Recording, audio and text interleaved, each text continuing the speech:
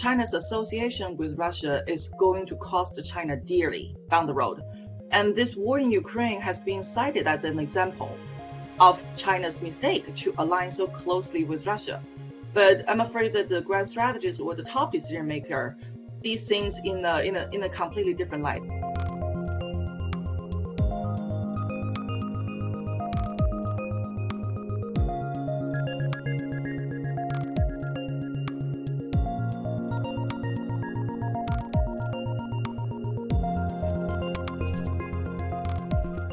Good day, everyone. Welcome and thank you for joining today's edition of Teneo Insights. I'm Kevin Kajiwara with Teneo Political Risk Advisory in New York City. We are now in the fourth week of Russia's invasion of Ukraine, and since our last call, the war has only gotten worse. Russia's tactics, given the lack of an easy victory, have only gotten more brutal. But while the war grinds on, Putin's objectives remain unmet. Ukraine continues to defend itself more effectively than anyone had predicted, and President Zelensky's stature on the world stage has grown, as evidenced by his address yesterday to Congress.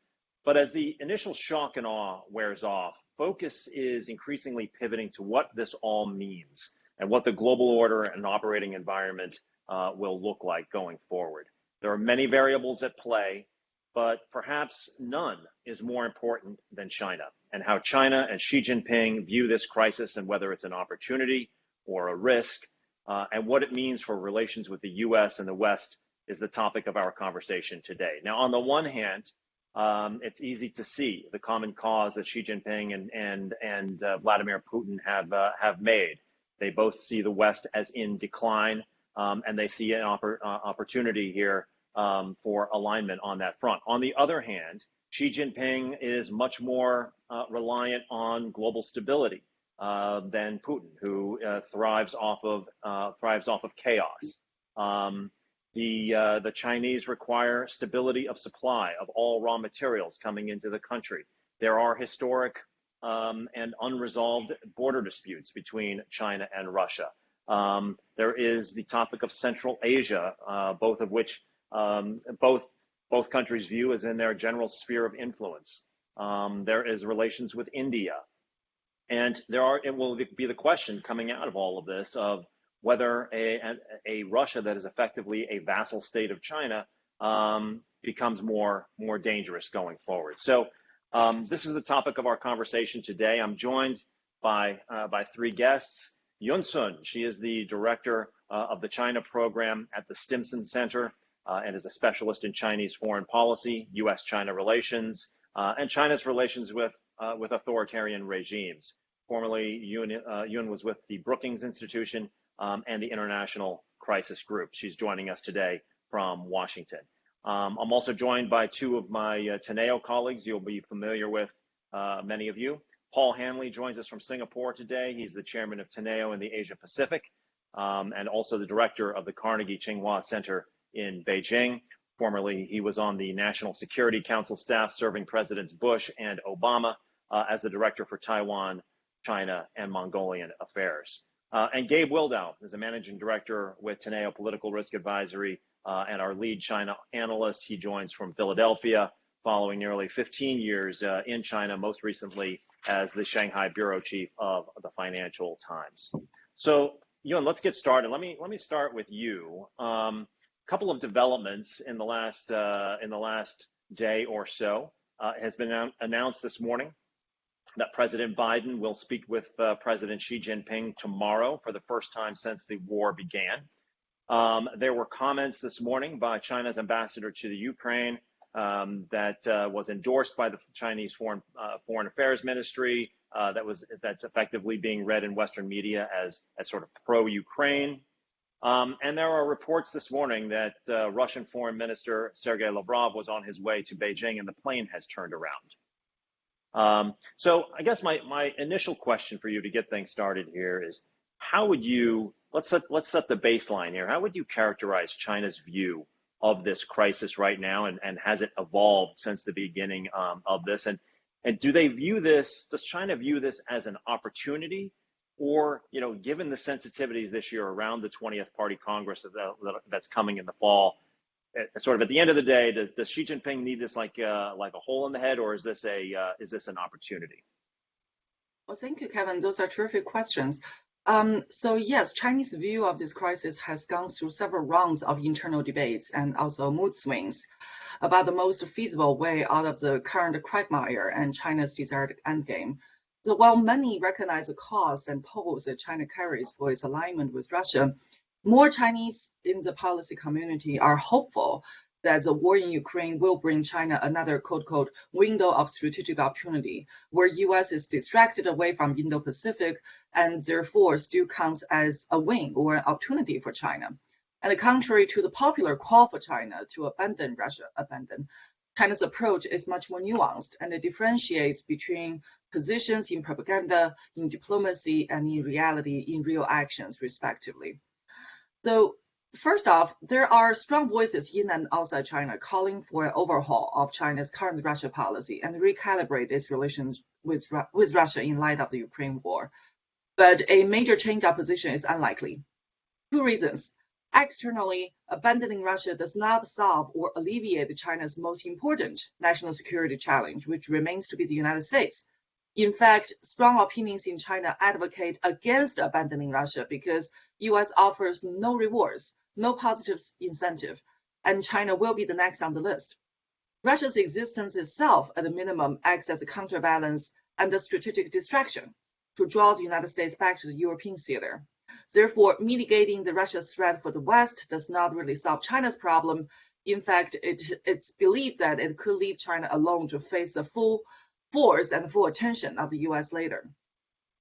Another reason for China's persistence on the current policy trajectory is domestic.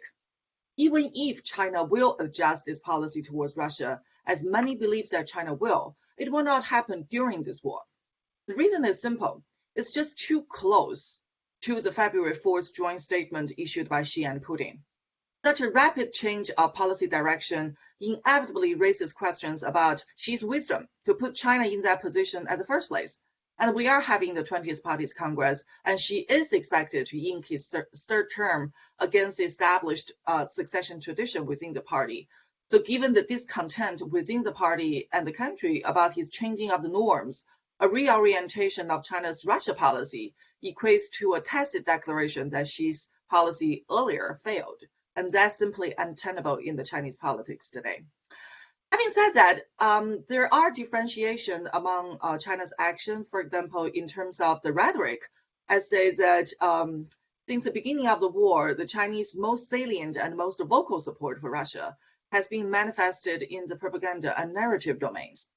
The foreign ministry has continued the accusation of the West, especially the US, and called for properly resolving Russia's legitimate security concern.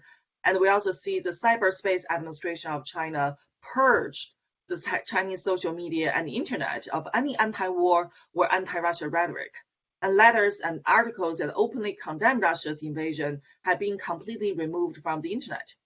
So Beijing fears mass movement, even if the target is Russia. But the support of Russia in rhetoric is also neutralized by China's balancing diplomacy. Any Chinese reference to Russia's legitimate security concern is now accompanied by an emphasis on sovereignty and territorial integrity, which clearly refers to Ukraine, and in the Chinese view, constitutes a de facto criticism of the Russian invasion. So, in fact, the sequencing matter. The foreign minister most recently, he talks about sovereignty and territorial integrity before legitimate security concerns. So that's also seen as a sign of Beijing's implicit support of Ukraine and the criticism of Russia. So that balancing diplomacy has been a key feature of China's response to the war in Ukraine. So the last question is, in terms of real actions, will China provide support to Russia? And on that, we're still seeing the development, because concrete material support from China to Russia, despite leaked U.S. intelligence and information, this concrete support has not really been identified or observed. But there are two questions. One, will China continue to implement the economic cooperation deals that China had signed with Russia before the Russian invasion? or China will provide new support to Russia in light of the invasion. So, for example, the civil nuclear agreement that China has signed with Russia is a major component of revenue creation for Moscow. And honestly, at this point, I have not seen signs that China would suspend or stop implementing those deals. So, of course, it also depends on what sanction measures the U.S. will put on the table. And I think that has a tremendous effect over China's decision regarding its material support to Russia as well. I'll stop there, Kevin. Thank you. Yeah, no, thank you very much for that. And so it sounds to me like, agree or disagree with China, what you're highlighting is that actually it's quite a sophisticated and nuanced approach to this issue, given all of the complexities, both in terms of their short-term objectives and their long-term objectives. And I'm wondering though, because I think oftentimes China is oftentimes portrayed in the media as kind of monolithic, right? This is what Xi Jinping wants, so this is the way things are going. So I'm wondering if you think that there is an active debate on this issue at the highest levels. I mean, it would appear so. Obviously, last week, this article by Hu Wei, an advisor to the State Council, made its rounds. Seems to have disappeared essentially since then. But I take your point that we're very close to that February 4th statement on the eve of the Olympics between Xi and Vladimir Putin, that there was no limit to the China-Russia relationship, and clearly Chinese media is amplifying the sort of Russian propaganda to unprecedented levels here. But to what degree is there a debate, and can you draw clean lines? In terms of who's on which side of the debate, right? I mean, are there sort of the grand strategists who see one opportunity here, and then the Russia specialists in China who maybe see something else, or is it not as clean as that? That's a great observation. Thank you, Kevin. Because for all the Russia hands, the Russia specialists in China, they all see Russia as a very negative, very destructive power. And China's association with Russia is going to cost China dearly down the road. And this war in Ukraine has been cited as an example of China's mistake to align so closely with Russia.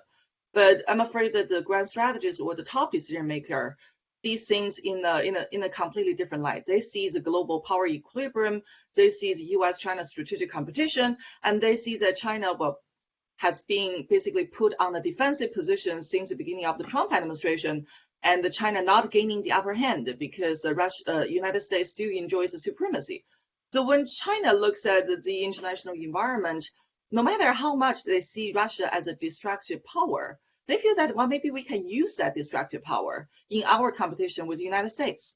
So there is a mutual exploitation, mutual manipulation, and I think the Russians understand this very well.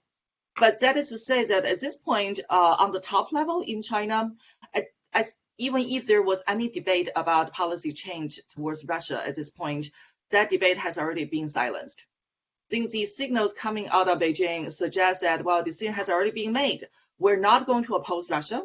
It doesn't mean that we're not going to support Ukraine. It just means that we're going to muddle through, keep the balance in diplomacy, but with a clear understanding that in the long run, Russia is still a useful benefit or useful actor in China's countering the United States.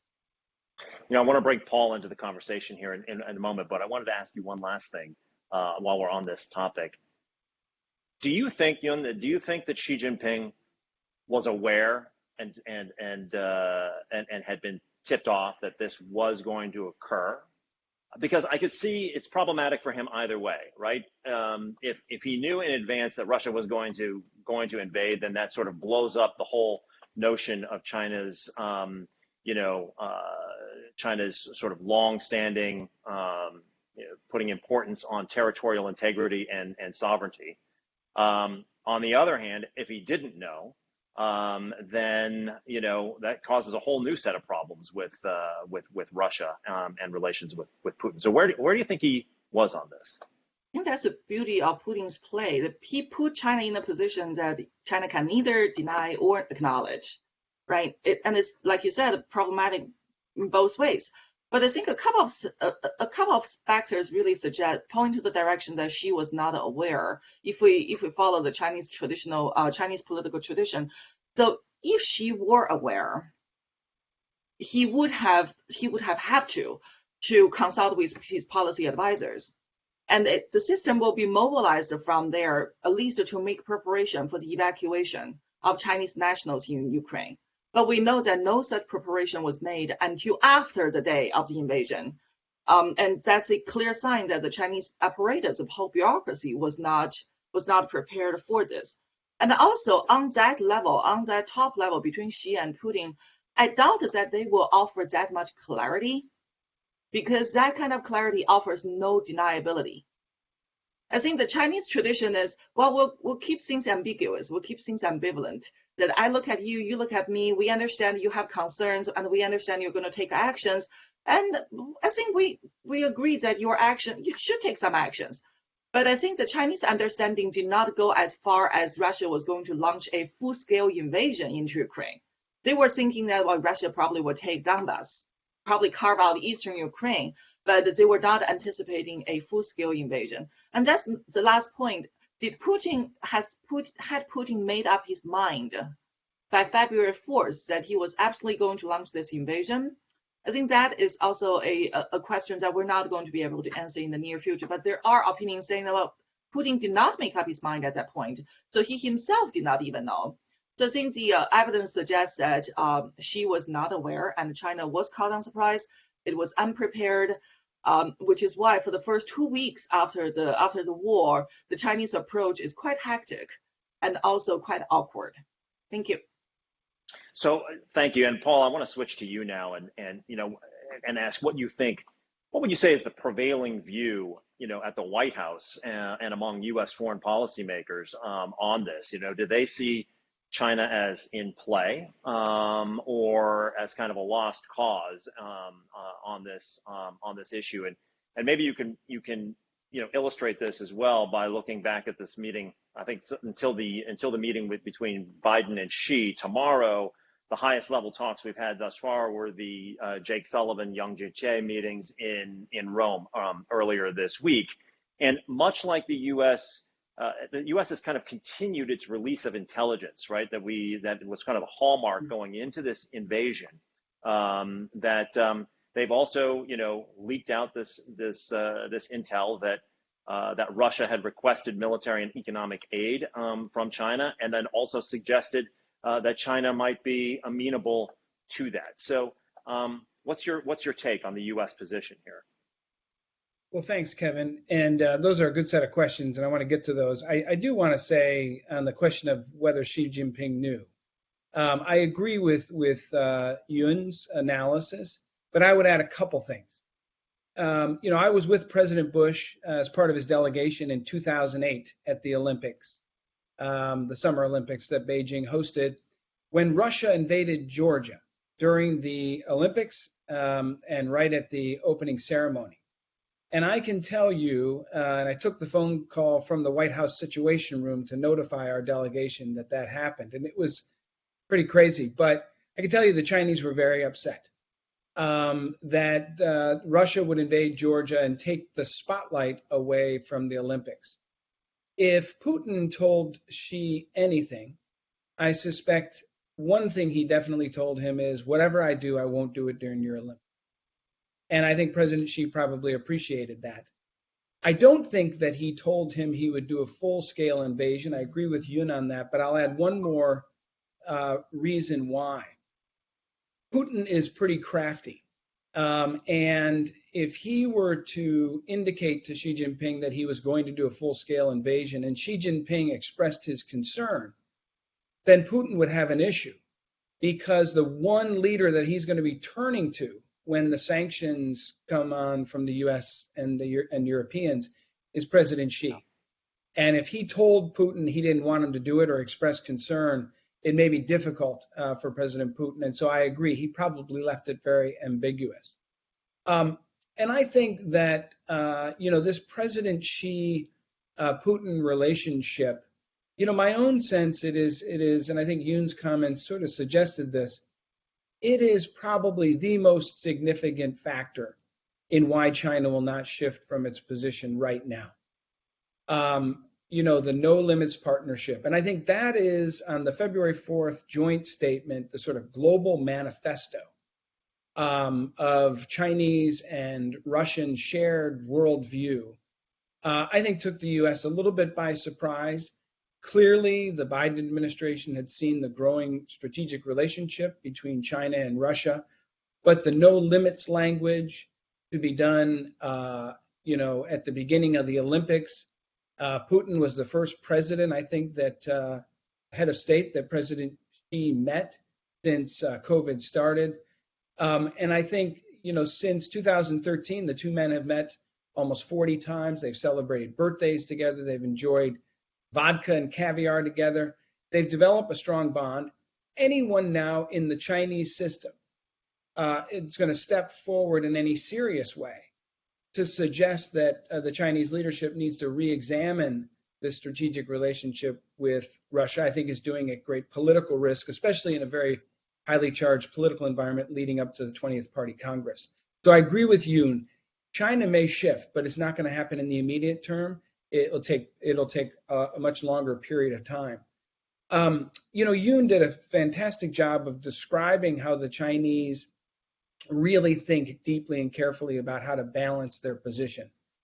Unfortunately, I think that view that China has a balanced position is not shared in Washington, D.C. at all. And I would argue in Europe as well and other places in the global community. The no limits partnership, the joint statement, that was the lead, I think, that one of the biggest reasons. It was seen as having probably emboldened Putin to make his move on Ukraine, may have led Putin, frankly, to decide to do a full-scale invasion. And so we've got intelligence leaks now that suggest China signaled an intention to provide Russia with financial support, possibly even weapons. Chinese officials, continue to voice opposition to sanctions. I think one of the big reasons the U.S. doesn't see it as balanced is if you listen to the Chinese propaganda, clearly echoing the Russian propaganda, blaming the conflict on the U.S., NATO expansion, even recently accusing the U.S. of hiding bioweapons facilities in Ukraine. If you listen to Chinese news and media outlets, you clearly hear, echoes of Russian propaganda. It is the Russian line. And as Yoon said, they're censoring any posts that are too pro-Ukraine or critical of Russia. That clearly tells Washington, and I would argue many in Europe, that China is leaning much further to Russia than it did in 2008 when Russia invaded Georgia and in 2014 when Russia annexed Crimea. And so Chinese pro-Russian stance, I think, has led to highly critical views in Washington. And they see China as standing by its strategic partner that has carried out an unjustifiable and illegal war. And U.S. policymakers view these Chinese calls for restraint on all sides and the need for a diplomatic solution, frankly, as empty rhetoric, which has done nothing to de-escalate the conflict or limit the costs to Ukrainian citizens and civilians. And you mentioned the Yang Jiechi, Jake Sullivan meeting. One senior official said China needs to recalculate and reevaluate their positions, and we see no sign of that. They've already, frankly, decided that this official said that they're going to provide economic and financial support, and they underscored that in the meeting between Jake Sullivan and Yang Jiechi. The question is, as Yoon suggests, how far will they go? And so I think, going forward, the key things to watch for, what comes out of this phone call between the two presidents, clearly that's important. But the other aspect, of course, is how does China respond to these Russian requests for military assistance and economic assistance? I think the most alarming, frankly, would be a Chinese agreement to provide military hardware or other lethal weapons to Russia. This would no doubt be seen in Washington, D.C. as Beijing actively taking Moscow's side in the conflict, in many ways for the first time. And I suspect it would trigger sanctions by the U.S. and the EU on China. It could produce frankly, a long-term geopolitical fracture between China and the West, including pressures for more extensive economic decoupling. I'm doubtful, frankly, that China would directly assist Russia's invasion to this degree by providing weapons.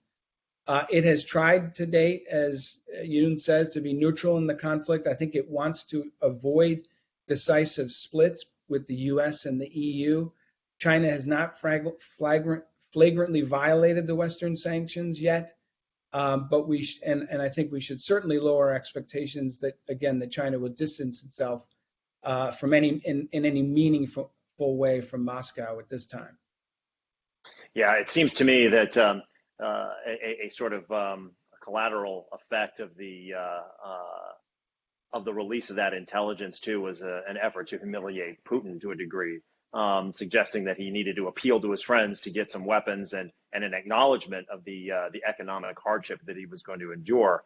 Now, Paul, you referenced the 2014 Russian action and the annexation of Crimea. What was interesting then, and is interesting now, is that China abstained at the United Nations on that. They have never recognized the annexation of Crimea. And from all appearances, it looks like they didn't really violate the sanctions that were applied on Russia and Russian individuals at that time either. So, Gabe, let's get to the brass tacks here on the sanctions front. We've been talking quite a bit about the rhetorical support and diplomatic support, political support that China has given to Russia throughout this. But as Paul just referenced, they have not, and they seem quite decidedly not have violated the sanctions. They are concerned about secondary sanctions. And certainly we have seen over recent years that the United States will impose economic sanction against China with great effect, as we saw with Huawei and the near destruction of ZTE as an example. So how do you see this right now? Thanks, Kevin.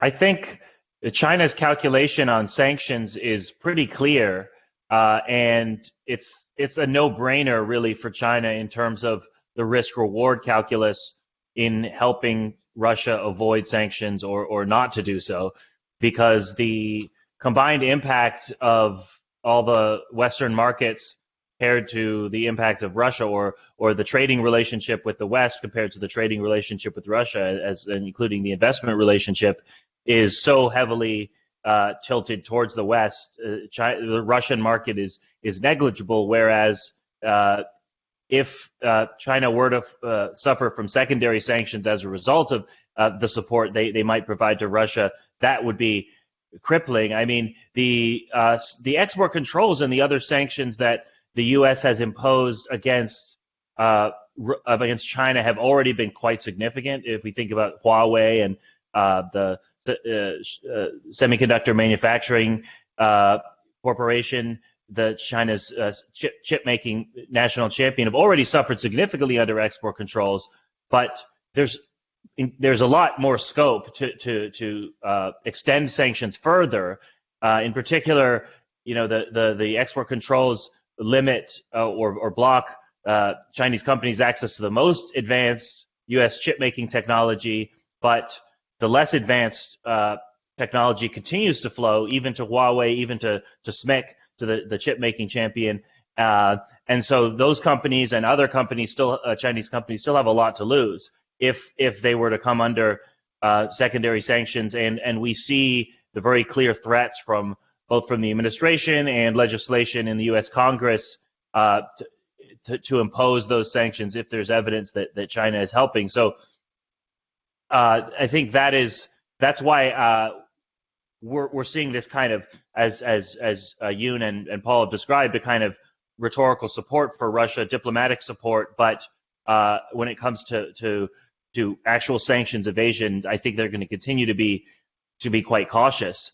And that is particularly because China's own economy, even before this war, was under a lot of downward pressure, and the last thing they need is sort of another negative factor in this year where they've set a very ambitious growth target, whereas Paul mentioned we've got the 20th Party Congress coming up, and we've seen the Chinese stock market fall precipitously over the last couple of weeks, and then a recovery yesterday after this quite unusual statement by the top economic policymaker Liu He to try to revive the markets, to try to instill some confidence and promise some supportive policies.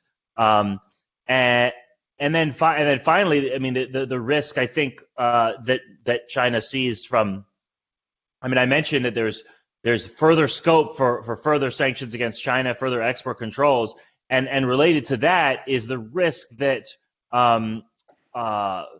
the other countries besides the U.S., the other Western countries, in particular the technology powers in Europe, the Netherlands, UK, the other chip-making powers outside the U.S., Japan, South Korea, that who have been reluctant to impose export controls against China to the same extent as Washington, and Washington has been trying to persuade them.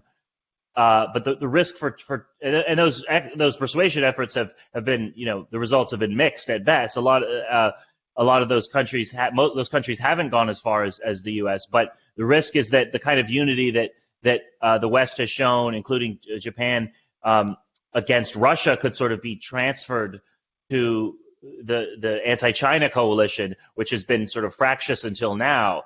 But the last thing China wants is for this to kind of boost this incident, this war, to boost Washington's efforts at trying to get other countries on board with those tight export controls.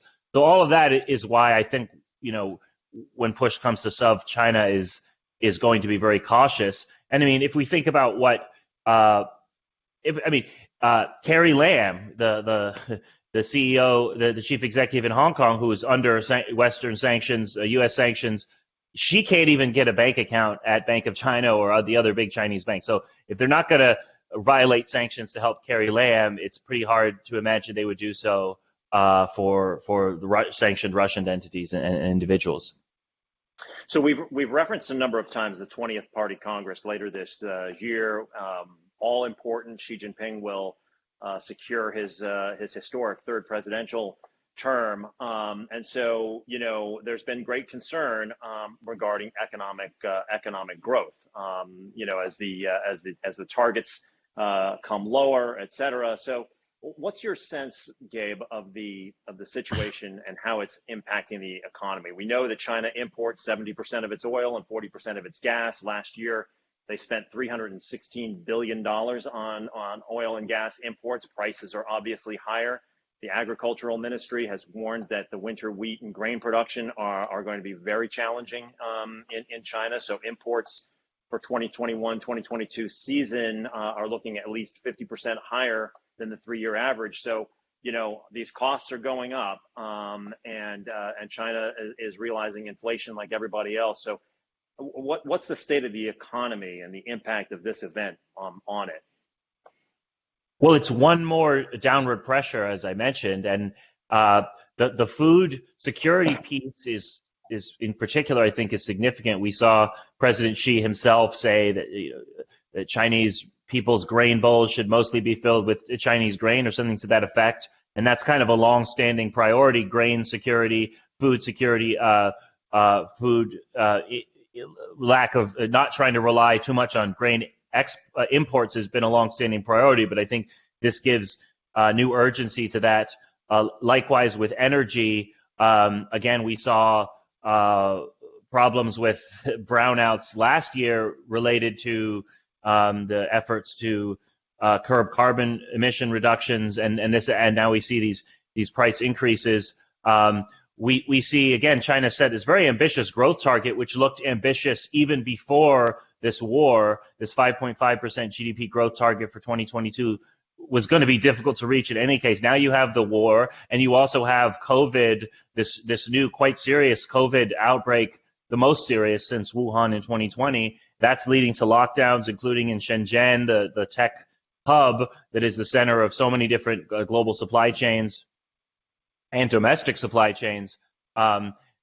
You have the travel restrictions associated with lockdowns around the country, which is going to hit consumption. Consumption was a big theme. Trying to boost consumption was meant to be a big theme of economic policy this year. We saw that in the at the National People's Congress, the annual Parliament session, where the annual government work report, Premier Li Keqiang used the word consumption 40 times. So we expected that to be a theme, but we know that consumption always suffers the most when these lockdowns come. So it's a really perilous moment for the economy right now, and the war just adds to that. The energy prices, the inflation, to some extent limits. I expect to see monetary easing this year. China is kind of on a mirror image or an opposite trajectory in terms of monetary policy from the U.S., which is tightening. China is loosening and will continue to loosen, but the inflation pressures limit the scope to loosen to some degree. So it's a difficult moment. It's a lot of downward pressure, and China has resisted the kind of very aggressive stimulus measures, including in the housing market, where they're trying to kind of break the economy's addiction to housing through this crackdown on real estate developers and on mortgage lending. But to meet that growth target is going to be difficult without kind of falling back on housing stimulus and other and big infrastructure stimulus, and which involves more local government debt. So to reach that growth target, especially amid these lockdowns and especially amid this war, might require going back to that kind of traditional stimulus playbook, which they've tried until now to resist. So it's a significant challenge. So while we're on this topic of economic policy, Yun, I want to turn to renminbi and reserve policy now, because obviously China's got over $3 trillion in reserves. But if there's been one lesson learned from the sanctioning of the Russian central bank, those reserves can effectively be weaponized by sanctioning countries. And so what's the Chinese sort of view and reaction to that? And the other is, is the opportunity, as the U.S. continues to use economic sanctions as their preferred weapon of coercion around the world in recent years, to diversify away from the dollar, obviously. But, it's also true, particularly as China maintains a closed capital account, that the renminbi is only used for 3% of the world's business. Most of the trade between China and Russia is conducted in dollars, as an example. But we have seen sort of news out there of the continuing attempts to change that dynamic. Most recently, there were stories in the Wall Street Journal and Dow Jones this week about attempts for China and Saudi Arabia to come to an agreement over using renminbi to pay for Saudi oil. What's your take on renminbi and reserve policy? Well, for China, this is certainly a difficult question, because when they look at Taiwan and think about the consequences, I think what they have seen this time around about the severe financial sanctions that Russia has put under is an important lesson. It's one of the most salient lessons for China. Currently, between China and Russia, about 24% of their trade is conducted in euro, 17% is in RMB. And looking forward, I think the percentage of the RMB transaction is going to increase quite rapidly between China and Russia. In fact, I think there is a piece of media reports from the Russian sources yesterday that within the Euro-Asia Economic Union, that Russia has been supporting. The plan is that they're going to expand the transaction in RMB as well. So not just between China and Russia, but also between China and other Central Asian countries. In terms of the transaction currency as renminbi between China and Saudi, this is not the first time that we're seeing China in this position, because if you recall, 10 years ago when Iran was put under the U.S. sanctions, China was trying to steer away from the U.S. dollars. But in the end, what has created is that China had to significantly curtail its crude oil import from Iran, because RMB transaction simply did not fly at that point, and the barter trade was not significant enough to really pay for everything China was the crude oil that China was taking from Iran. So I think the lesson has been learned this time. How China is going to come up with a solution is a big question next. China will try to push forward and expedite the internationalization of the RMB. But like you pointed out, so far it's still just 3%. And I think the rate, the speed that they can promote the RMB transaction is going to be limited. Thank you. So I want to pivot here for a moment, Paul, to the geopolitics, and we'll get to Taiwan specifically to conclude our call today. But I want to start. Obviously, China has benefited from and has attempted to exacerbate the fissures between the Western powers over recent years. But clearly, Russia's action is having the reverse effect, and you're seeing greater cohesion amongst not just the Western allies between the U.S., the transatlantic alliance, but also the United States and its allies in the Indo-Pacific. And this comes on the heels of other actions in recent years: the AUKUS submarine deal between Australia, the United States, and the United Kingdom. Trying to build up the bona fides of the Quad countries in Asia. Everything increased talk that South Korea could potentially make it into the Quint.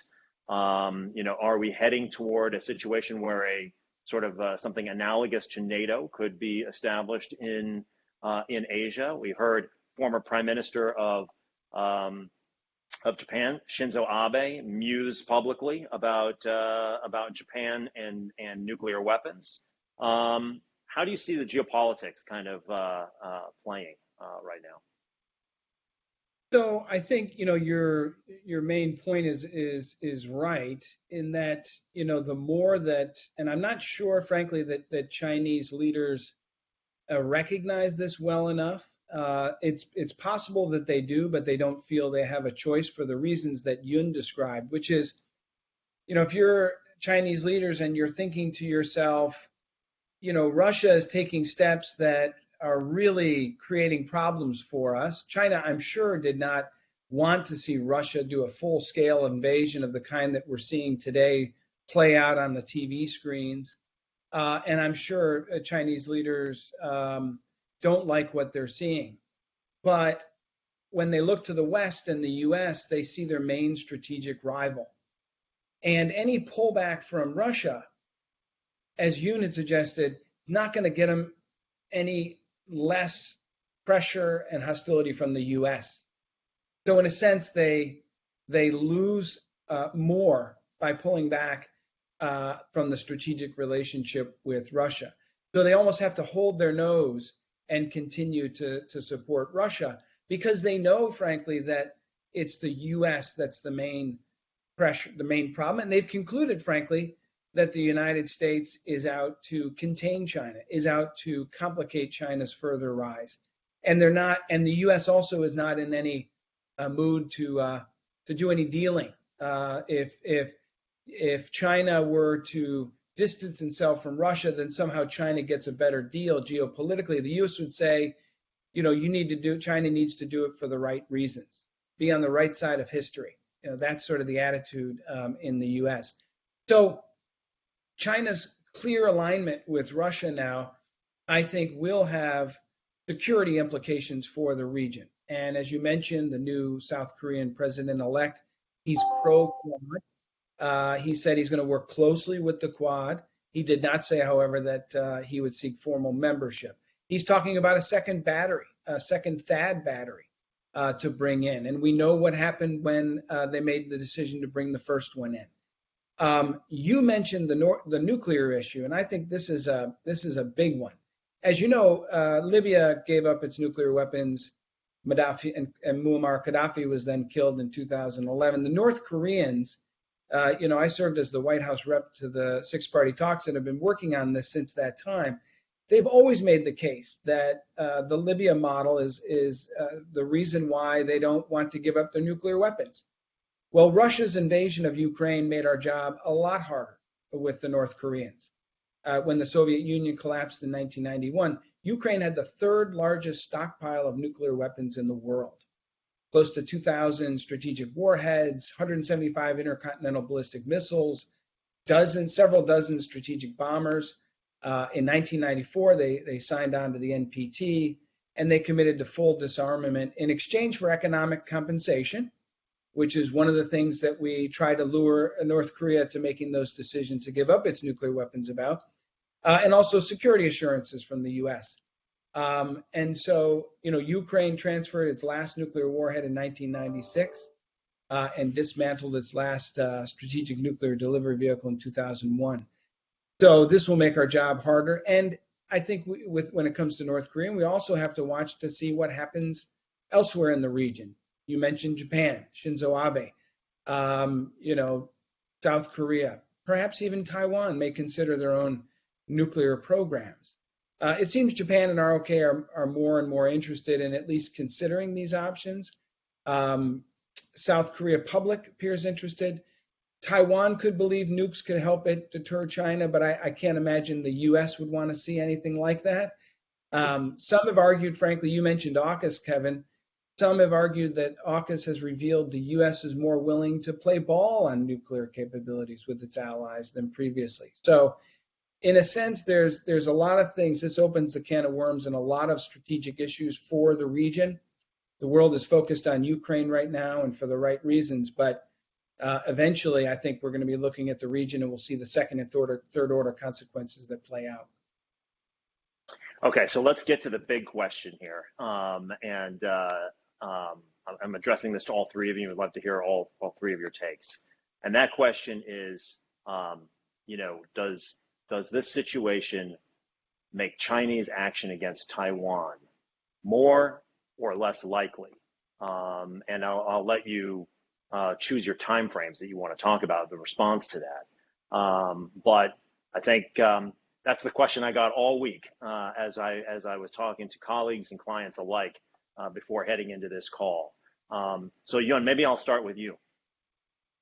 I think on the strategic level, this has made the Chinese invasion of Taiwan more likely, because the Chinese have observed that the U.S. has refrained from military intervention in Ukraine.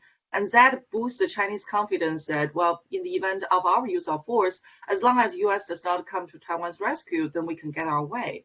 But I think in the short term and on the tactical level, this has given China many pauses, because first of all, they did not anticipate Russia to not achieve that what the Chinese call swift and decisive military victory on the battlefield. They were shocked by how inefficient the Russian military has operated. And now they have questions as for whether PLA would have the same encounter in Taiwan, especially in terms of the mass resistance that Russia has encountered in Ukraine. The second factor is social media, and that's reputational risks that the invasion carries. The Chinese look at the Twitter in horror and see how the Russian invasion of Ukraine has been basically reported live on the social media. And they have to consider now that, well, if PLA launches an attack on Taiwan, then the same thing could happen. And that gets to the third component, which is the sanctions. They did not anticipate this massive, overwhelming sanction on Russia. And when they think about what China potentially could encounter, now they have to weigh this much more carefully about, for example, will China be kicked out of SWIFT for its invasion of Taiwan? And my argument has always been that the biggest fear that Chinese have about an invasion of Taiwan is always U.S. military intervention, because it means that China is not going to be successful. But if we are looking at a situation that U.S. is not going to intervene and the Chinese think that they can get their way, now they have to recalculate the cost that they will have to carry for it, which in the long run, I believe that the Chinese are still willing to carry the cost. But it's going to take them some time to understand the scope and the depth of the cost that they will have to carry. Thank you. Gabe? Yeah, I would just pick up on the point Yun just made about the sanctions. I think, there, as Yun said, there are factors pushing in both ways. In some ways, China might be more willing based on this, and in some ways less. And it's a little bit hard to kind of quantify those relative factors against each other or compare them against each other. But I think the sanctions piece is significant, because it wasn't obvious going into into this war that there would be such unity between among the Western powers and Japan to impose sanctions, and that the sanctions would be so extreme. And I was saying long before this war, I mean, my basic line when clients asked about Taiwan is that the non-military deterrent. I think it's safe to assume that. I mean, and this is where I might differ from you a little bit. Is I'm not sure China would conclude that because the U.S. didn't intervene militarily in Ukraine that we won't do so in Taiwan. I think that they probably assume that we will, that the U.S. would intervene to protect Taiwan in a way that we didn't for Ukraine. But then also the non-military aspect of the U.S. deterrent now looks stronger. And that is, in my mind, and this is what I've been told clients over the last year in response to these queries, is that how China assesses the strength of the non-military deterrent, in particular, the U.S. ability to kind of recruit a broad coalition to impose an embargo or crippling sanctions against, in this case, Russia. In this hypothetical, it would be mainland China. And I think the conclusion that China may draw from this incident is that, wow, this is a pretty high degree of unity, and we could expect the same. And as I said earlier, there's a lot more scope for crippling sanctions against China than what we've seen now, and the Russia case just kind of highlights that. But there's another. So in terms of the non-military deterrent, I think China's perception of that deterrent is enhanced. But in addition, we have this maybe pushing in the other direction, is a sense that the West, and in particularly the U.S., will never respect China's sort of territorial and sovereignty claims with respect to Taiwan, just as they have no sympathy for those, as well as the related security concerns related to kind of a pro-Western Taiwan that China has, just as the West similarly has no respect for Russia's security concerns and territorial integrity, and their view that sort of Ukraine is part of Russia, or that they have some kind of sovereignty claim over Russia or historical claims over Russia. The U.S. doesn't respect that towards Ukraine, and they won't respect it towards Taiwan, and so it probably makes Beijing more pessimistic that there's going to ever be a kind of détente with the West on the Taiwan issue. And that's added to, of course, the actual concrete actions we see with the U.S. towards Taiwan, which is to strengthen diplomatic contacts, unofficial contacts, the recent visits to Taiwan, the legislation in the U.S. Congress, two pieces of legislation over the last 2 years, the Taipei Act and the Taiwan Assurance Act, which mandate the administration to strengthen relations with Taiwan. So all of that together probably makes the Beijing more pessimistic that there could ever be some kind of mutual understanding on this issue. So, Paul, I'd love to hear your take on this as well, but perhaps in addition to that, you could address something that Yun brought up, which is, what is your sense of China's actual military capability here? We know that they have been the biggest spender or biggest increase in spending on military and defense in recent years. There still appears to be a stark difference between U.S. military spending and Chinese, but on a purchasing power basis, it looks a lot closer. But they haven't really fought a war since 1979, I believe, against Vietnam, and I'm not sure that was a resounding victory. So, what's your take on these 2 points? Well, it's been a great discussion, and so much to say. But let me just start out. There was a lot of lazy analysis out there early on to say Chinese are going to be watching the situation with Ukraine. If the Russians go in and it goes well for them, that is somehow going to embolden and speed up Xi Jinping's timeline. And I never bought that analysis, but I did buy the analysis that said the Chinese would be watching to see, the responses from the U.S., to see the strategic resolve, and to see what that means for Taiwan. And on this score, I think the Chinese understand that when the U.S. and its allies are motivated, they are very capable of coordinating some extremely crippling sanctions. And I think that the sanctions are significant, as Gabe and Yun both said. And I think that the other takeaways, first of all, on the sanctions, with regard to China, we have to recognize China's economy is much more integrated into the West and Europe than Russia's is. And so this, I'm sure, causes China to realize it's got to prepare its financial system, its economy for international sanctions that would come if and when it invaded Taiwan. And so that may have added or lengthened the timeline that Chinese leaders may be looking at for a potential invasion. You mentioned, Kevin, the military readiness factor. You're exactly right. The Chinese military, doesn't have the kind of experience that the U.S. military has, having fought around the world, and that's a big deal. But it does now have more options. Deng Xiaoping and other leaders kind of kicked the can down the road when it came to Taiwan. Frankly, they had to, because they really didn't have the military options that were required to do a full scale, to do an invasion and to take the island by force. We're getting to a point where Chinese military leaders are indicating to the senior leadership that we now have options, credible options, and we now have, we should take a look at these. I still think that, we talked about takeaways from China when it comes to Ukraine that pull in both directions, but I think more of the takeaways give Chinese leaders pause. I also agree with Gabe. I'm not sure the Chinese conclude that because the United States has not involved itself militarily in Ukraine, that means it won't when it comes to Taiwan. Of course, we have a legislation, the Taiwan Relations Act, very different than the Ukraine situation. That does not, require us to defend Taiwan militarily if China were to attack. That is a political decision. But you can see political leaders, present and past, when asked the question, if China invades Taiwan, President Bush 43, of course we would come to Taiwan's defense. President Biden says it often, and people say, oh, that's just his gaffe. No, I think that's his default political position.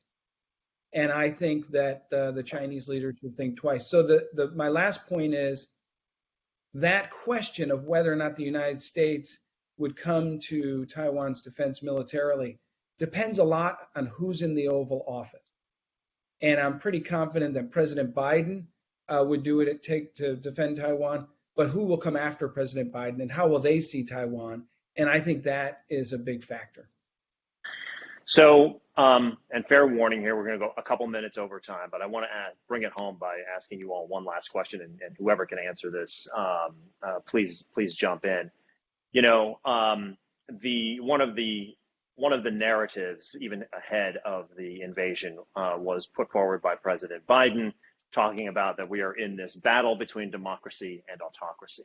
And one of the things that the Chinese have loved to talk about is that the recent votes at the United Nations on the Russia-Ukraine situation, 141 countries voted to condemn, 40 countries either backed Russia or abstained.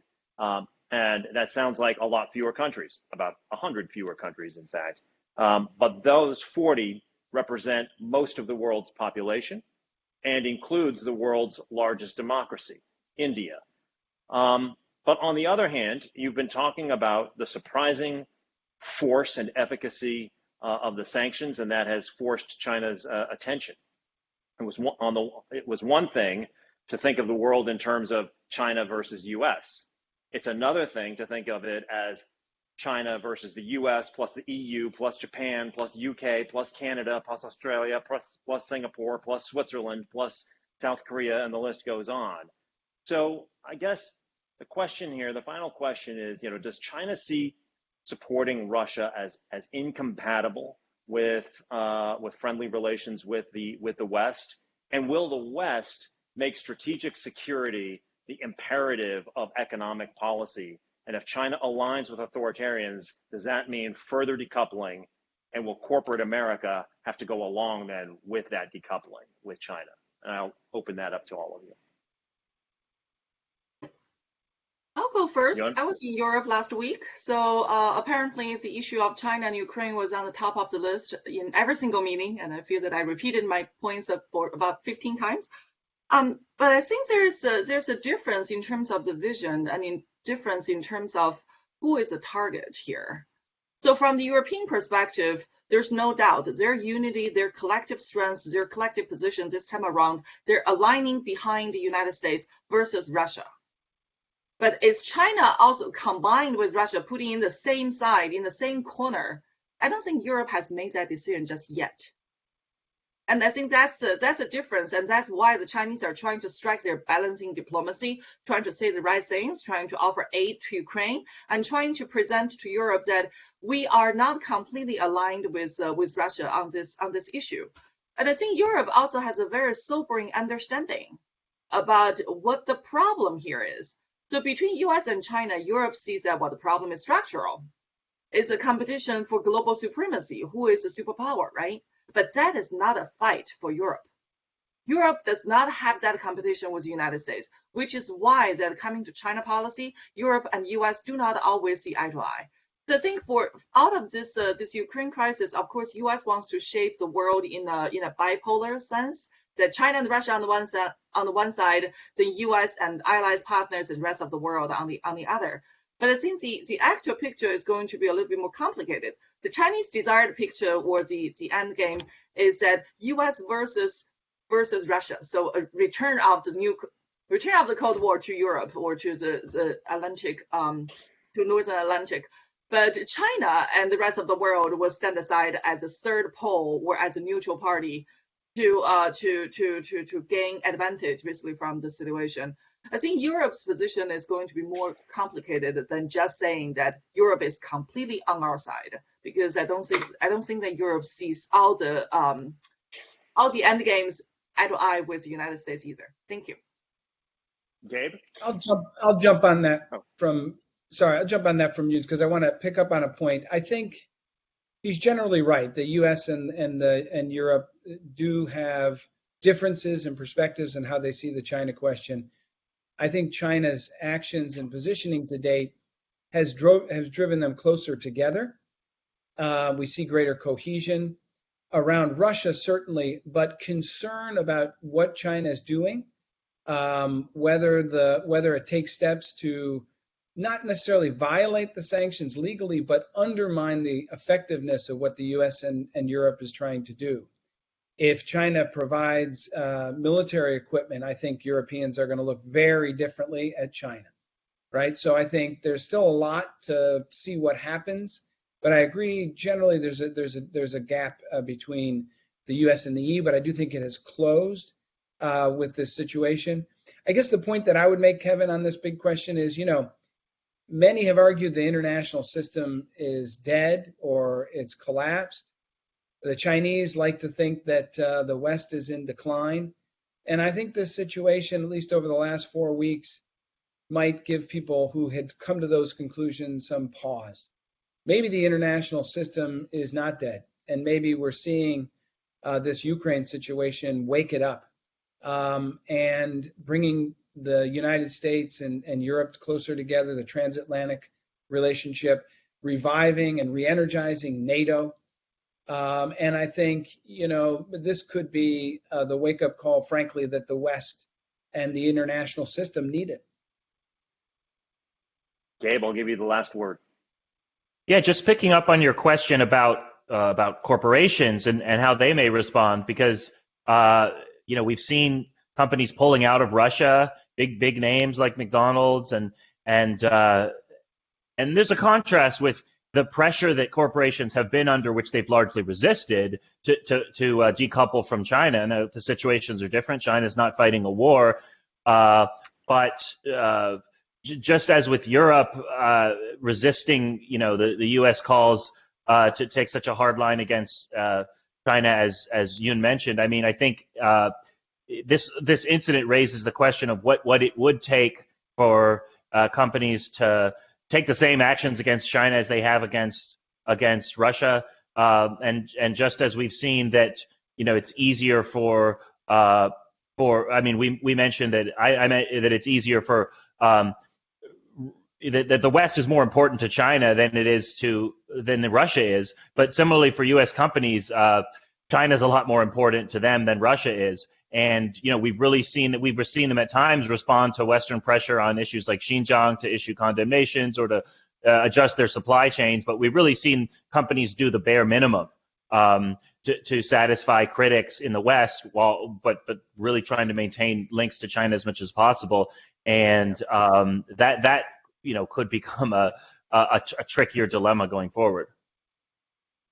Well, clearly, this is a very dynamic situation. There's a lot to continue to unpack on this, and those of you who've listened to this program over the last couple of years know we keep returning to China and China's relations with the U.S., and we will continue to do so as this story unfolds. I will leave you with an interesting quote that I read earlier this week, or was reminded of earlier this week from my high school days, because both Xi Jinping and Vladimir Putin, at the end of the day, are revanchist and revisionist leaders.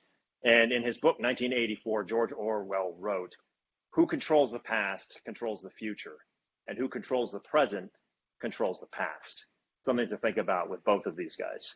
And so we are going to continue our discussions regarding the Russia-Ukraine crisis and all of the other areas that are impacted by it. So please join us for our next call.